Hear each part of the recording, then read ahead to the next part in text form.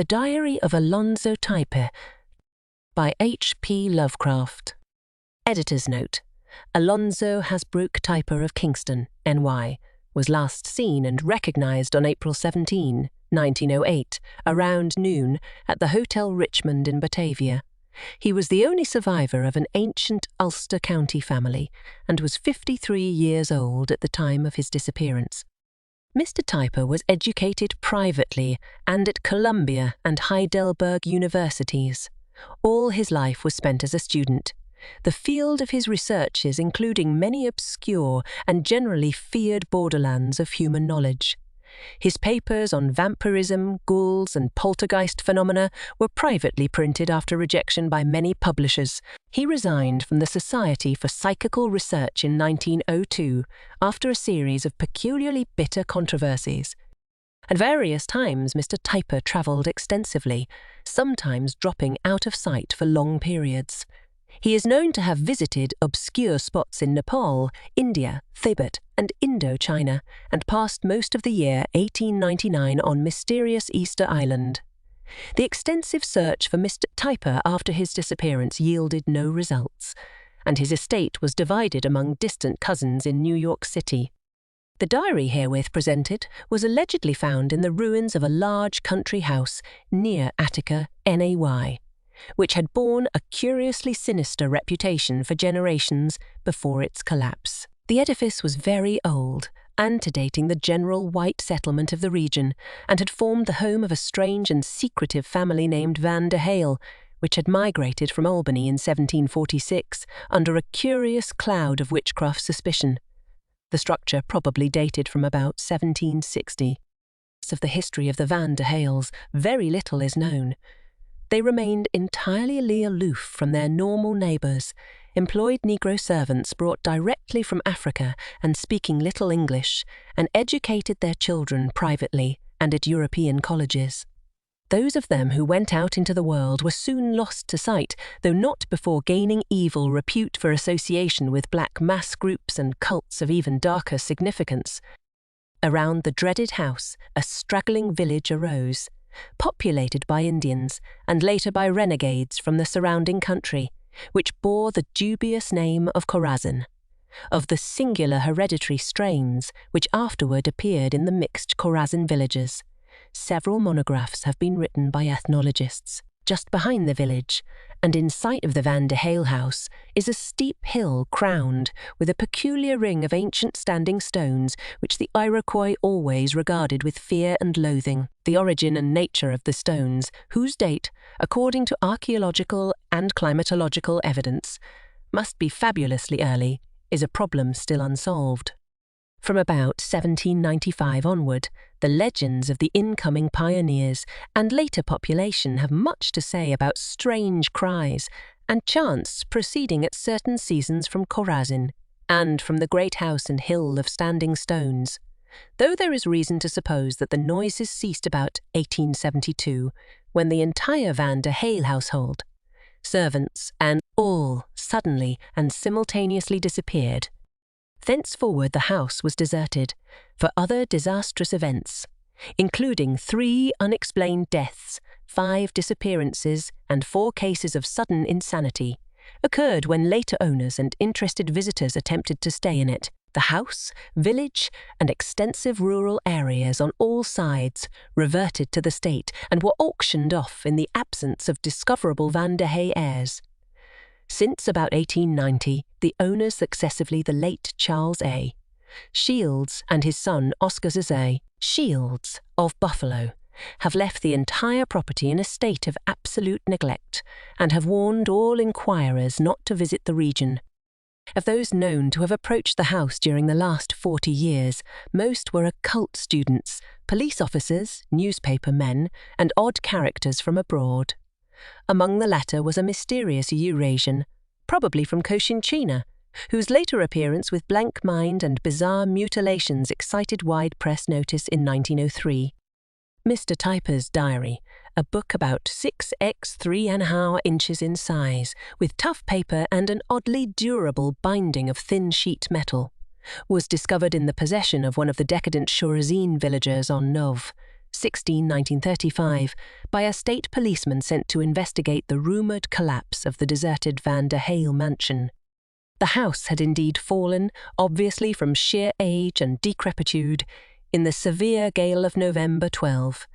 Disintegration was peculiarly complete, and no thorough search of the ruins could be made for several weeks. John Eagle, the swarthy, simian-faced, Indian-like villager who had the diary, said that he found the book quite near the surface of the debris in what must have been an upper front room. Very little of the contents of the house could be identified, though an enormous and astonishingly solid brick vault in the cellar, Host's ancient iron door, had to be blasted open because of the strangely figured and perversely tenacious lock, remained intact and presented several puzzling features. For one thing, the walls were covered with still undeciphered hieroglyphs roughly incised in the brickwork. Another peculiarity was a huge circular aperture in the rear of the vault, blocked by a cave-in, evidently caused by the collapse of the house. But strangest of all was the apparently recent deposit of some fetid, slimy, pitch-black substance on the flagstoned floor, extending in a yard-broad, irregular line with one end at the blocked circular aperture. Those who first opened the vault declared that the place smelled like the snake house at a zoo. The diary, which was apparently designed solely to cover an investigation of the dreaded Van der Hale House by the vanished Mr. Typer, has been proved by handwriting experts to be genuine. The script shews signs of increasing nervous strain as it progresses toward the end, in places becoming almost illegible. Chorazin villagers, whose stupidity and taciturnity baffle all students of the region and its secrets, admit no recollection of Mr. Typer as distinguished from other rash visitors to the dreaded house. The text of the diary is here given verbatim and without comment. How to interpret it, and what, other than the writer's madness, to infer from it, the reader must decide for himself.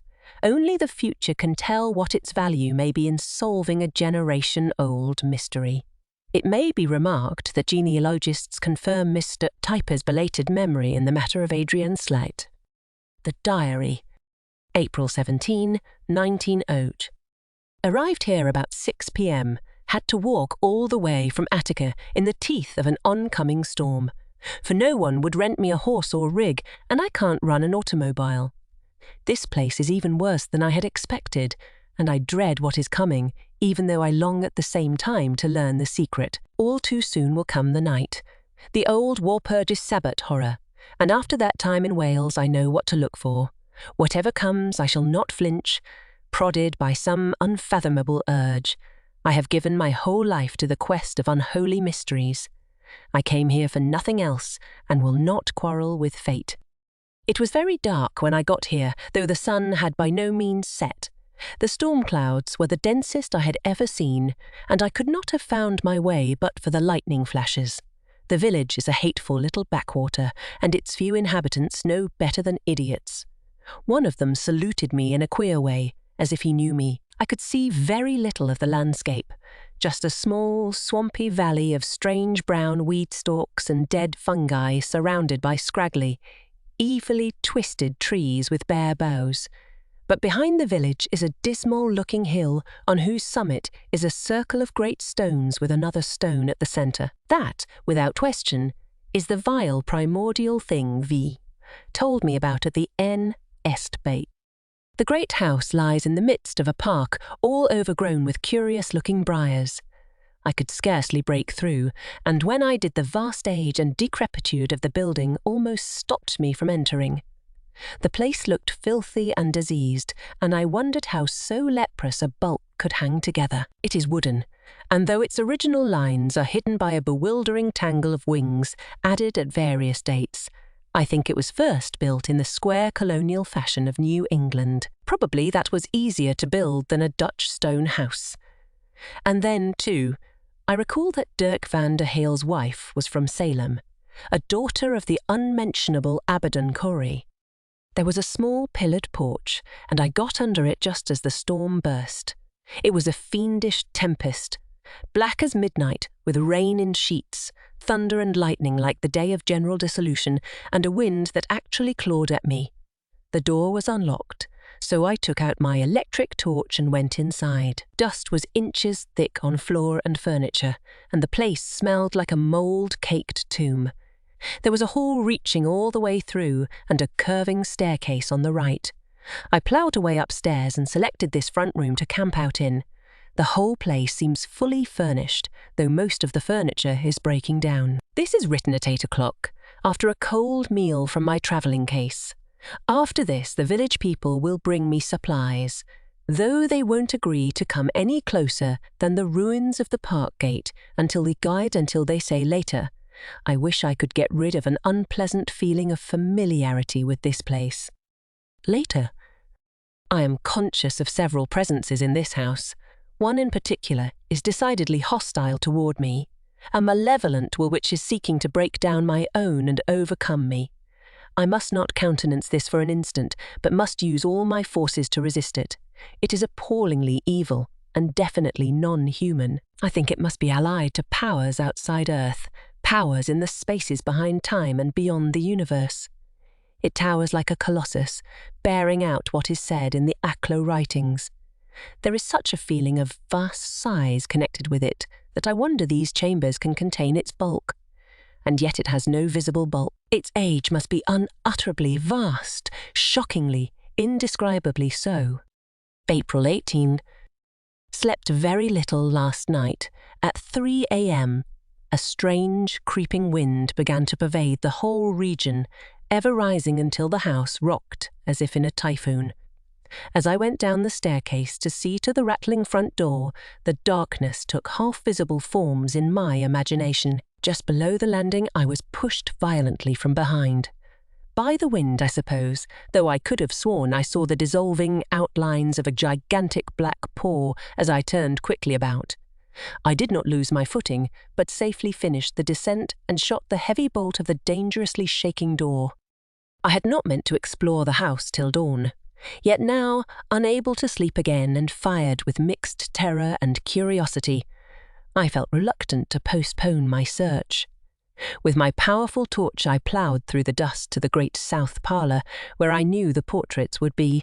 There they were, just as V had said, and as I seemed to know from some obscurer source as well. Some were so blackened, mouldy and dust-clouded that I could make little or nothing of them, but from those I could trace I recognised that they were indeed of the hateful line of the Van der Hales. Some of the paintings seemed to suggest faces I had known, but just what faces I could not recall. The outlines of that frightful hybrid Joris, spawned in 1773 by old Dirk's youngest daughter, were clearest of all, and I could trace the green eyes and the serpent look in his face. Every time I shut off the flashlight, that face would seem to glow in the dark until I half fancied it shone with a faint greenish light of its own. The more I looked, the more evil it seemed, and I turned away to avoid hallucinations of changing expression. But that to which I turned was even worse. The long dour face, small, closely set eyes, and swine-like features identified it at once, even though the artist had striven to make the snout look as human as possible. This was what V.B. had whispered about. As I stared in horror, I thought the eyes took on a reddish glow, and for a moment the background seemed replaced by an alien and seemingly irrelevant scene. A lone, bleak moor beneath a dirty yellow sky, whereon grew a wretched-looking blackthorn bush. Fearing for my sanity, I rushed from that accursed gallery to the dust-cleared corner upstairs where I have my camp. Later, decided to explore some of the labyrinthine wings of the house by daylight. I cannot get lost, for my footprints are distinct in the ankle-deep dust, and I can trace other identifying marks when necessary. It is curious how easily I learn the intricate windings of the corridors. Followed a long outflung northerly L to its extremity and came to a locked door, which I forced. Beyond was a very small room quite crowded with furniture and with the panelling badly worm-eaten. On the outer wall I spied a black space behind the rotting woodwork and discovered a narrow, secret passage leading downward to unknown black depths. It was a steeply inclined chute or tunnel without steps or handholds, and I wondered what its use could have been. Above the fireplace was a mouldy painting, which I found on close inspection to be that of a young woman in the dress of the late 18th century. The face is of classic beauty, yet with the most fiendishly evil expression which I have ever known the human countenance to bear. Not merely callousness, greed, and cruelty, but some quality hideous beyond human comprehension seems to sit upon those finely carved features. And as I looked, it seemed to me that the artist, or the slow processes of mould and decay, had imparted to that pallid complexion a sickly greenish cast, and the least suggestion of an almost imperceptibly scaly texture. Later I ascended to the attic, where I found several chests of strange books, many of utterly alien aspect in letters and in physical form alike. One contained variants of the Aclo formulae, which I had never known to exist. I have not yet examined the books on the dusty shelves downstairs. April 19. There are certainly unseen presences here, even though the dust as yet bears no footprints but my own. Cut a path through the briars yesterday to the park gate where my supplies are left, but this morning I found it closed. Very odd, since the bushes are hardly stirring with spring sap. Again I had that feeling of something at hand so colossal that the chambers can scarcely contain it. This time I feel more than one of the presences is of such a size, and I know now that the third Aclo ritual, which I found in that book in the attic yesterday, would make such beings solid and visible. Whether I shall dare to try this materialization remains to be seen. The perils are great. Last night I began to glimpse evanescent shadow faces and forms in the dim corners of the halls and chambers. Faces and forms so hideous and loathsome that I dare not describe them. They seem allied in substance to that titanic paw which tried to push me down the stairs night before last, and must of course be phantoms of my disturbed imagination. What I am seeking would not be quite like these things. I have seen the paw again, sometimes alone and sometimes with its mate, but I have resolved to ignore all such phenomena. Early this afternoon I explored the cellar for the first time, descending by a ladder found in a storeroom, since the wooden steps had rotted away. The whole place is a mass of nitrous incrustations, with amorphous mounds marking the spots where various objects have disintegrated. At the farther end is a narrow passage which seems to extend under the northerly L where I found the little locked room, and at the end of this is a heavy brick wall with a locked iron door. Apparently belonging to a vault of some sort, this wall and door bear evidences of 18th century workmanship and must be contemporary with the oldest additions to the house, clearly pre-revolutionary. On the lock, which is obviously older than the rest of the ironwork, are engraved certain symbols which I cannot decipher. If he had not told me about this vault, it fills me with a greater disquiet than anything else I have seen. For every time I approach it I have an almost irresistible impulse to listen for something. Hitherto no untoward sounds have marked my stay in this malign place. As I left the cellar I wished devoutly that the steps were still there, for my progress up the ladder seemed maddeningly slow. I do not want to go down there again, and yet some evil genius urges me to try it at night if I would learn what is to be learned. April 20. I have sounded the depths of horror, only to be made aware of still lower depths. Last night the temptation was too strong, and in the black small hours I descended once more into that nitrous, hellish cellar with my flashlight, tiptoeing among the amorphous heaps to that terrible brick wall and locked door. I made no sound and refrained from whispering any of the incantations I knew, but I listened with mad intentness. At last I heard the sounds from beyond those barred plates of sheet iron, the menacing padding and muttering as of gigantic night things within. Then, too, there was a damnable slithering, as of a vast serpent or sea beast dragging its monstrous folds over a paved floor. Nearly paralysed with fright, I glanced at the huge rusty lock and at the alien, cryptic hieroglyphs graven upon it. They were signs I could not recognise, and something in their vaguely mongoloid technique hinted at a blasphemous and indescribable antiquity. At times I fancied I could see them glowing with a greenish light. I turned to flee, but found that vision of the Titan paws before me. the great talons seeming to swell and become more tangible as I gazed. Out of the cellar's evil blackness they stretched, with shadowy hints of scaly wrists beyond them, and with a waxing malignant will guiding their horrible gropings. Then I heard from behind me, within that abominable vault, a fresh burst of muffled reverberations which seemed to echo from far horizons like distant thunder. Impelled by this greater fear, I advanced toward the shadowy paws with my flashlight and saw them vanish before the full force of the electric beam. Then up the ladder I raced, torch between my teeth, nor did I rest till I had regained my upstairs camp. What is to be my ultimate end, I dare not imagine. I came as a seeker, but now I know that something is seeking me. I could not leave if I wished. This morning I tried to go to the gate for my supplies, but found the briars twisted tightly in my path. It was the same in every direction, behind and on all sides of the house. In places the brown, barbed vines had uncurled to astonishing heights, forming a steel-like hedge against my egress. The villagers are connected with all this. When I went indoors I found my supplies in the great front hall, though without any clue to how they came there. I am sorry now that I swept the dust away. I shall scatter some more and see what prints are left. This afternoon I read some of the books in the great shadowy library at the rear of the ground floor and formed certain suspicions which I cannot bear to mention. I had never seen the text of Penacot manuscripts or of the Eltdown shards before, and would not have come here had I known what they contain. I believe it is too late now, for the awful Sabbath is only 10 days away. It is for that night of horror that they are saving me. April 21. I have been studying the portraits again. Some have names attached, and I noticed one, of an evil-faced woman, painted some 2 centuries ago, which puzzled me. It bore the name of Trinchevan de Hale Slart, and I have a distinct impression that I once met the name of Slight before, in some significant connection.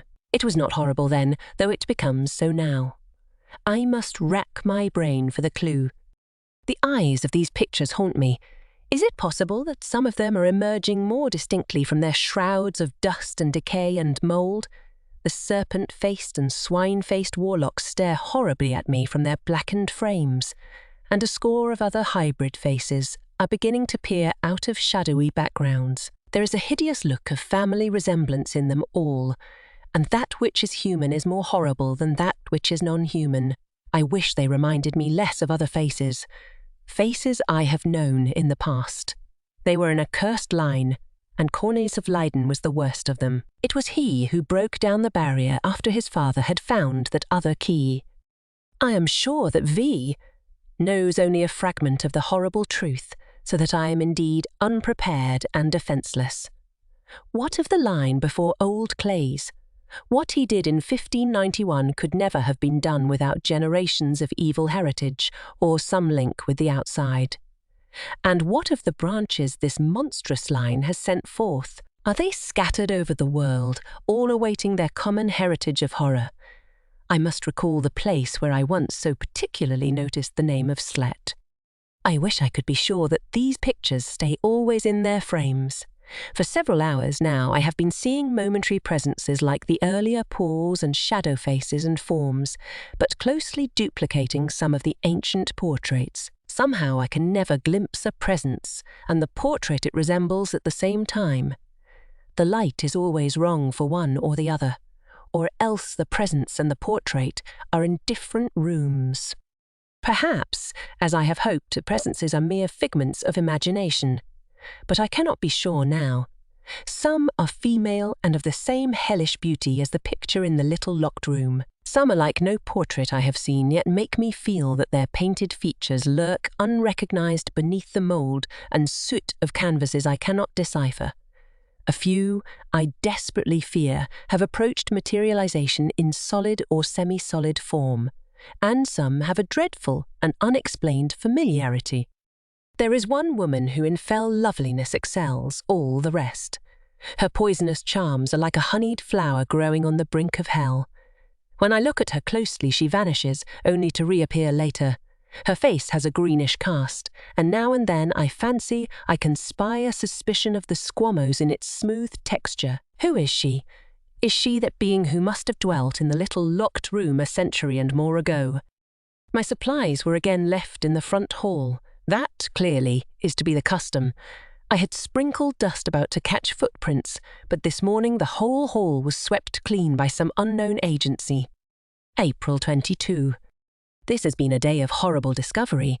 I explored the cobwebbed attic again and found a carved, crumbling chest, plainly from Holland, full of blasphemous books and papers far older than any hitherto encountered here.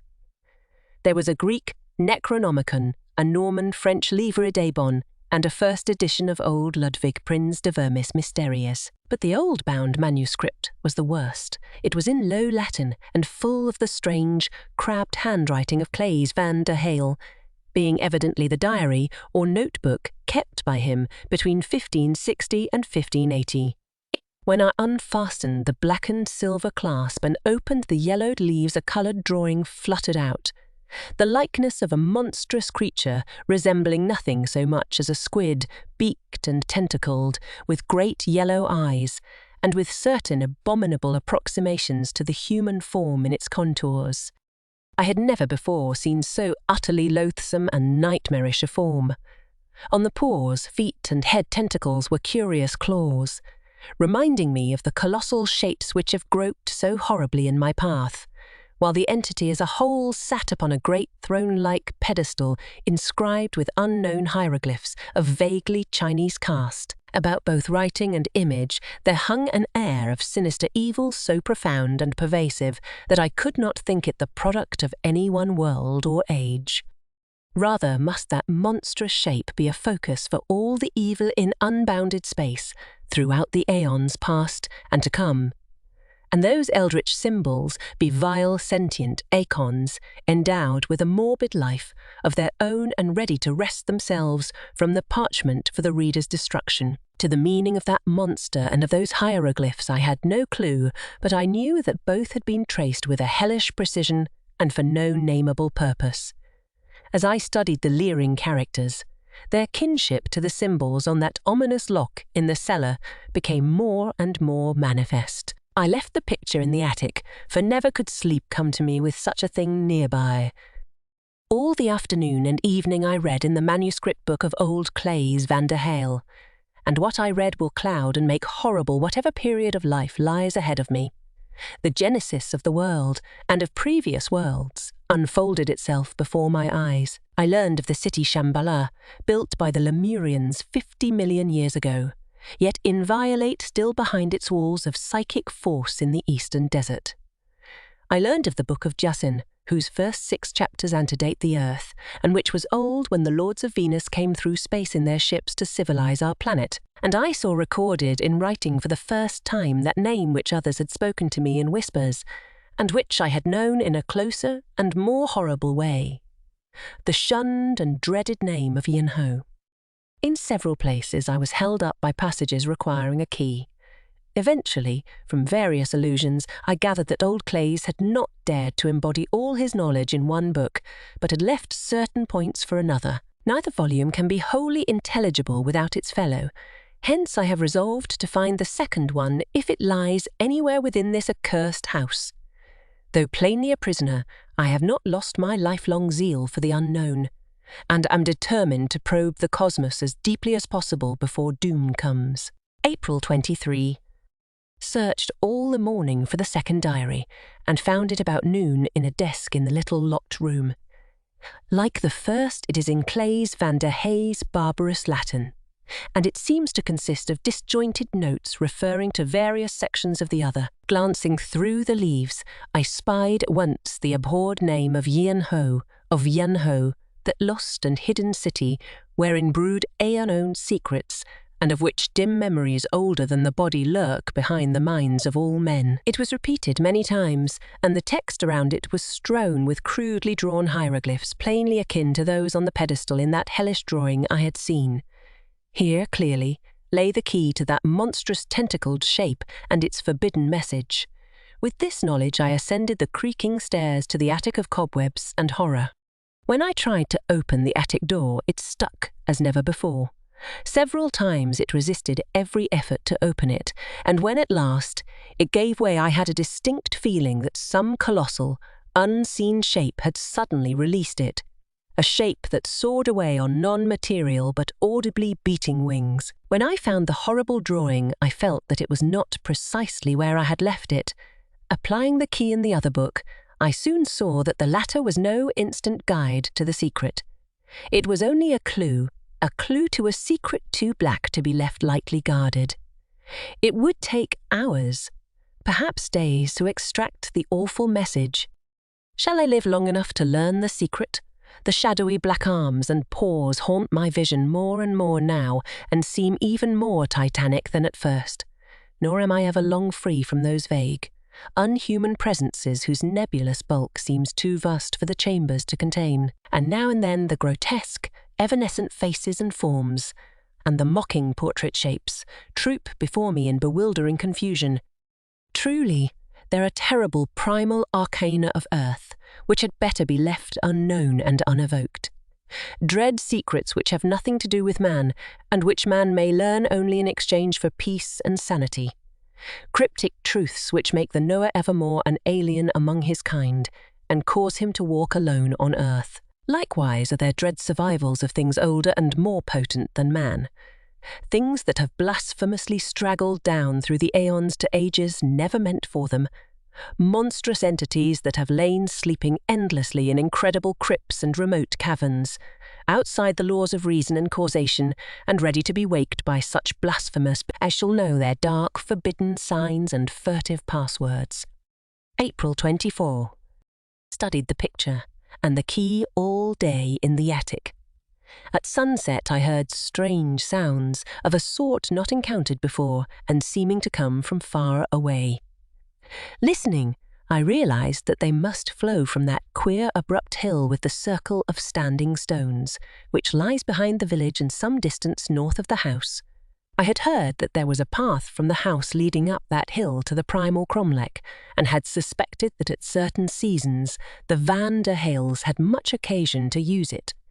But the whole matter had hitherto lain latent in my consciousness. The present sounds consisted of a shrill piping intermingled with a peculiar and hideous sort of hissing or whistling, a bizarre, alien kind of music, like nothing which the annals of earth describe. It was very faint, and soon faded, but the matter has set me thinking. It is toward the hill that the long northerly L, with the secret chute and the locked brick vault under it, extend. Can there be any connection which has so far eluded me? April 25. I have made a peculiar and disturbing discovery about the nature of my imprisonment. Drawn toward the hill by a sinister fascination, I found the briars giving way before me, but in that direction only.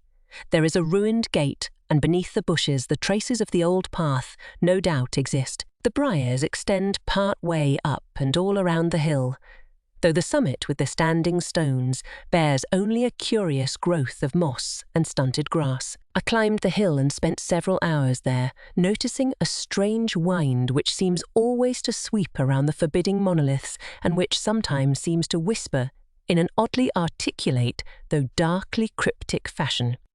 These stones, both in colour and in texture, resemble nothing I have seen elsewhere.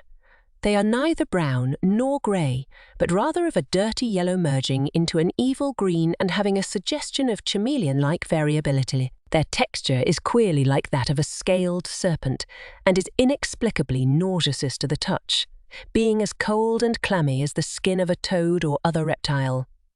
Near the central memhire is a singular stone-rimmed hollow, which I cannot explain, but which may possibly form the entrance to a long-choked well or tunnel. When I sought to descend the hill at points away from the house, I found the briars intercepting me as before, though the path toward the house was easily retraceable. April 26. Up on the hill again this evening, and found that windy whispering much more distinct. The almost angry humming came close to actual speech, of a vague sibilant sort, and reminded me of the strange piping chant I had heard from afar. After sunset, there came a curious flash of premature summer lightning on the northern horizon, followed almost at once by a queer detonation high in the fading sky. Something about this phenomenon disturbed me greatly, and I could not escape the impression that the noise ended in a kind of unhuman hissing speech which trailed off into guttural cosmic laughter. Is my mind tottering at last, or has my unwarranted curiosity evoked unheard-of horrors from the twilight spaces? The Sabbath is close at hand now. What will be the end? April 27.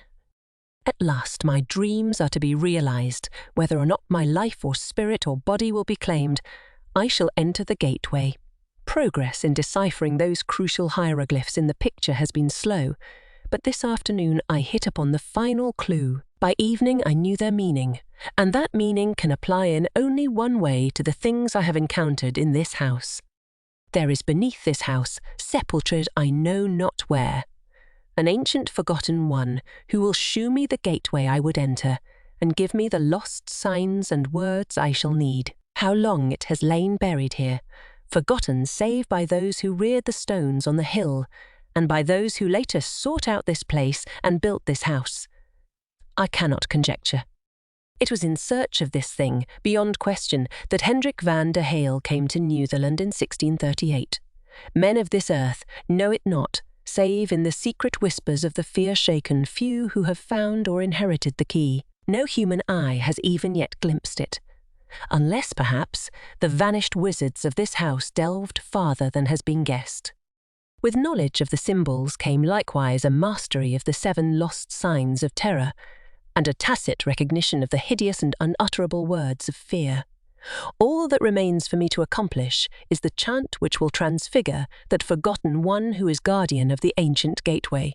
I marvel much at the chant. It is composed of strange and repellent gutturals and disturbing sibilants resembling no language I have ever encountered, even in the blackest chapters of the Livre d'Iboy.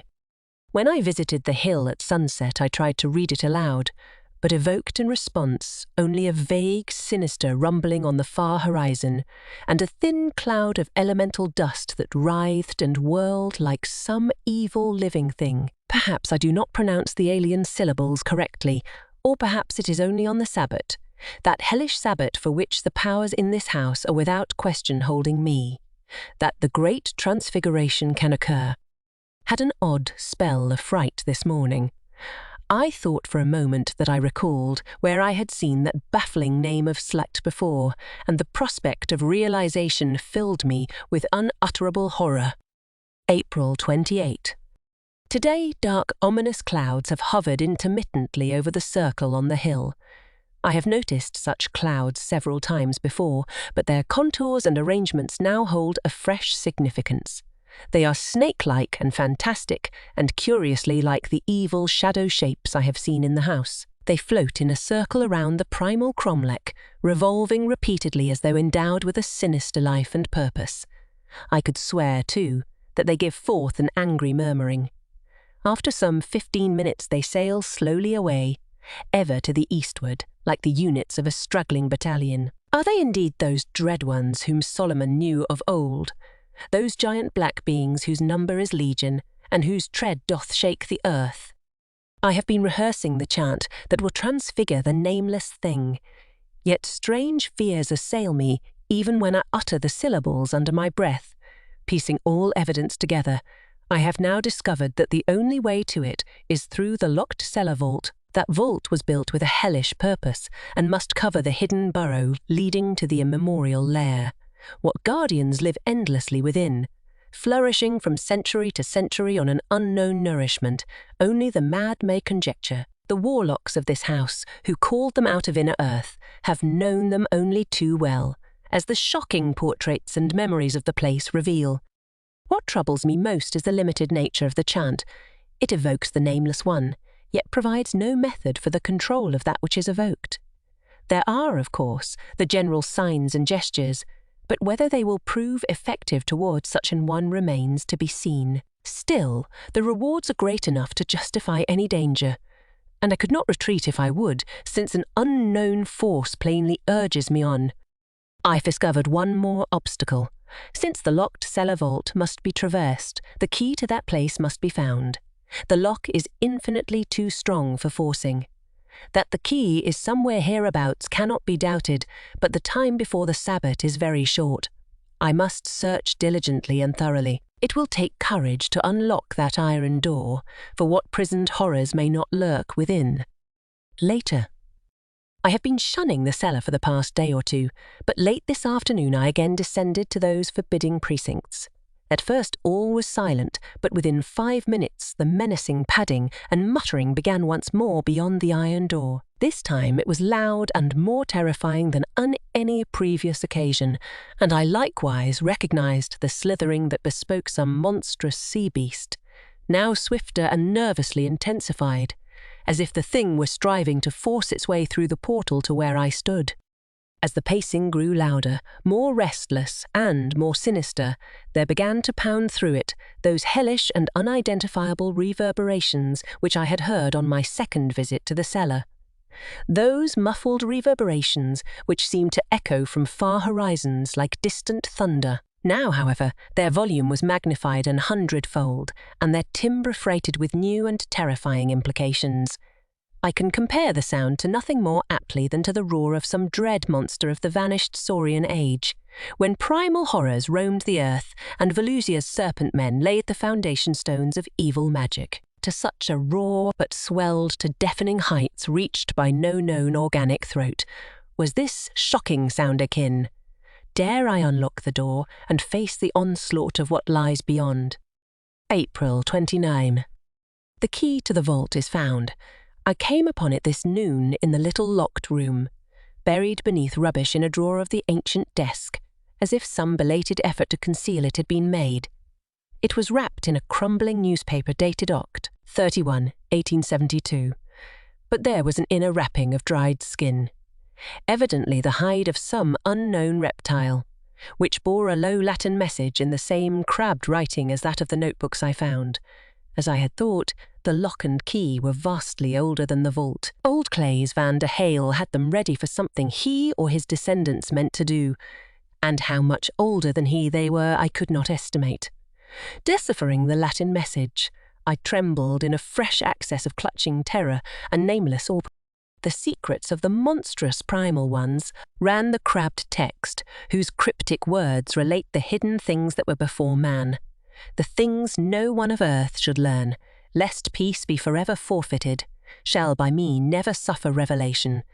To Yin Ho, that lost and forbidden city of countless aeons whose place may not be told, I have been in the veritable flesh of this body, as no other among the living has been.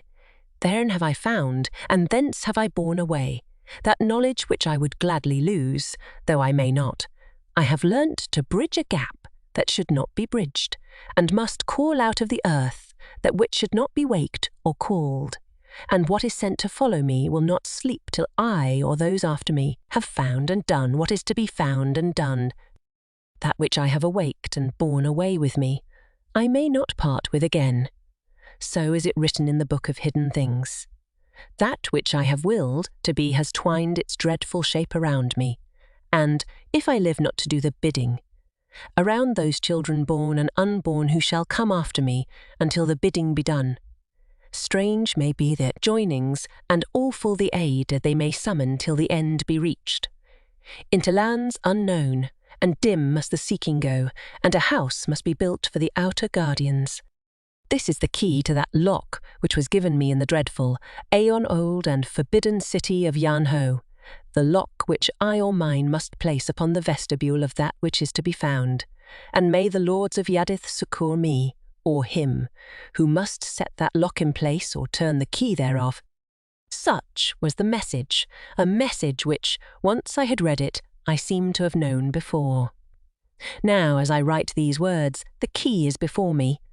I gaze on it with mixed dread and longing, and cannot find words to describe its aspect. It is of the same unknown, subtly greenish frosted metal as the lock, a metal best compared to brass tarnished with verdigris. Its design is alien and fantastic, and the coffin-shaped end of the ponderous bulk leaves no doubt of the lock it was meant to fit. The handle roughly forms a strange, non-human image whose exact outlines and identity cannot now be traced. Upon holding it for any length of time, I seem to feel an alien, anomalous life in the cold metal, a quickening or pulsing too feeble for ordinary recognition. Below the eidolon is graven a faint, Aeon-worn legend in those blasphemous, Chinese-like hieroglyphs I have come to know so well. I can make out only the beginning, the words "my vengeance lurks," before the text fades to indistinctness.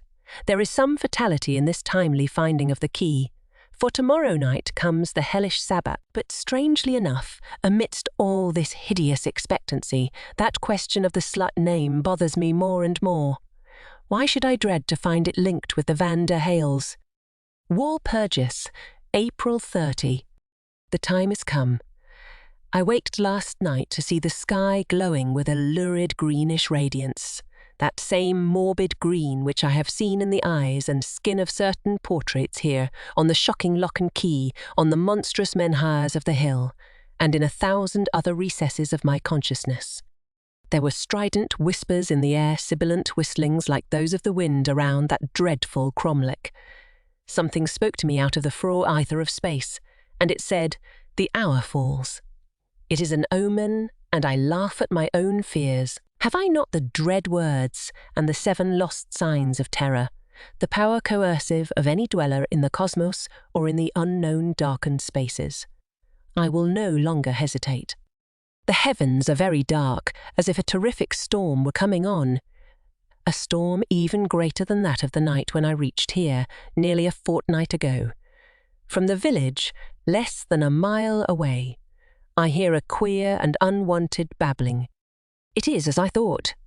These poor degraded idiots are within the secret and keep the awful Sabbath on the hill. Here in the house the shadows gather densely. In the darkness the key before me almost glows with a greenish light of its own. I have not yet been to the cellar. It is better that I wait, lest the sound of that muttering and padding, those slitherings and muffled reverberations, unnerve me before I can unlock the fateful door. Of what I shall encounter and what I must do, I have only the most general idea. Shall I find my task in the vault itself, or must I burrow deeper into the nighted heart of our planet? There are things I do not yet understand, or at least prefer not to understand, despite a dreadful, increasing and inexplicable sense of bygone familiarity with this fearsome house. That chute, for instance, leading down from the little locked room. But I think I know why the wing with the vault extends toward the hill. 6 p.m. Looking out the north windows, I can see a group of villagers on the hill. They seem unaware of the lowering sky and are digging near the great central menhir. It occurs to me that they are working on that stone-rimmed hollow place which looks like a long choked tunnel entrance. What is to come? How much of the olden Sabbath rites have these people retained? That key glows horribly. It is not imagination. Dare I use it as it must be used? Another matter has greatly disturbed me. Glancing nervously through a book in the library, I came upon an ampler form of the name that has teased my memory so sorely. Trinche, wife of Adrian Slight. The Adrian leads me to the very brink of recollection. Midnight. Horror is unleashed, but I must not weaken. The storm has broken with pandemoniac fury, and lightning has struck the hill 3 times, yet the hybrid, malformed villagers are gathering within the cromlech. I can see them in the almost constant flashes. The great standing stones loom up shockingly and have a dull green luminosity that reveals them even when the lightning is not there. The peals of thunder are deafening, and everyone seems to be horribly answered from some indeterminate direction. As I write, the creatures on the hill have begun to chant and howl and scream in a degraded half-simian version of the ancient ritual. Rain pours down like a flood, yet they leap and emit sounds in a kind of diabolic ecstasy. Aya, Shub Niggereth, the goat with 1,000 young. But the worst thing is within the house. Even at this height, I have begun to hear sounds from the cellar. It is the padding and muttering and slithering and muffled reverberations within the vault. Memories come and go. That name of Adrian Slight pounds oddly at my consciousness. Dirk van der Hale's son-in-law. His child old Dirk's granddaughter and Abaddon Corey's great-granddaughter. Later, too. Merciful God. At last I know where I saw that name. I know, and am transfixed with horror. All is lost. The key has begun to feel warm as my left hand nervously clutches it. At times that vague quickening or pulsing is so distinct that I can almost feel the living metal move. It came from Yen Ho for a terrible purpose, and to me, who all too late know the thin stream of Van der Hale blood that trickles down through the Slights into my own lineage, has descended the hideous task of fulfilling that purpose. Oh, my courage and curiosity wane. I know the horror that lies beyond that iron door. What if Claes van der Hale was my ancestor? Need I expiate his nameless sin? I will not. I swear I will not. Writing here grows indistinct. Too late, cannot help self-black paws materialize, am dragged away toward the cellar.